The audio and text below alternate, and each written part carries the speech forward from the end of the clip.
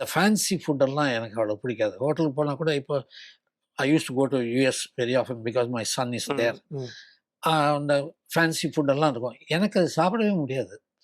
அதனால என்ன மாத்திரம் once in a way vegetarian ஹோட்டலில் இஷ்டு போய் இந்த சப்பாத்தி கிப்பாத்திலாம் சாப்பிடுவேன். அந்த மாதிரி. அது என்னவோ மாற மாட்டேங்குது. I am unable to eat. அந்த மாதிரி. இப்போ அஃப்கோர்ஸ் குவான்டிட்டியே கம்மியாக போச்சு. நைட் அதே மாதிரி நீங்க குடும்பம் சீக்கிரம் சாப்பிட்டுருவீங்களா? You maintain one time. அது எனஃப்.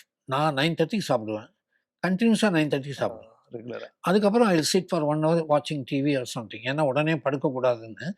அவ்வளோதான், வேற ஒன்றும் இல்லை. மார்னிங்கில் I have breakfast like idli and all that. அப்புறம் lunch our my conventional lunch தான். That's all. Then you take rest. அவ்வளோதான். அதனால் அதில் ஒன்றும் ஸ்பெஷலாக எனக்கு எதுவும் ஃபுட்டு ஒன்றும் கிடையாது. அதெல்லாம் ஒன்றும் கிடையாது. So I am grateful to God though I am not strong. I am healthy. Healthy correct. அதுதான் சார் ரொம்ப ஐ முக்கியம். Never had any disease. இப்போ பிகாஸ் ஆஃப் ஓல்ட் ஏஜ் கொஞ்சம் முதுகு வலிக்கும். நடக்கிறது கூட யாரும் என்னை சப்போர்ட் பண்ணால் எனக்கு பிடிக்காது. நானாக நடந்துடுவேன். கொஞ்சம் மெதுவாக நடப்பேன். That is all. அது ஏஜ்னால.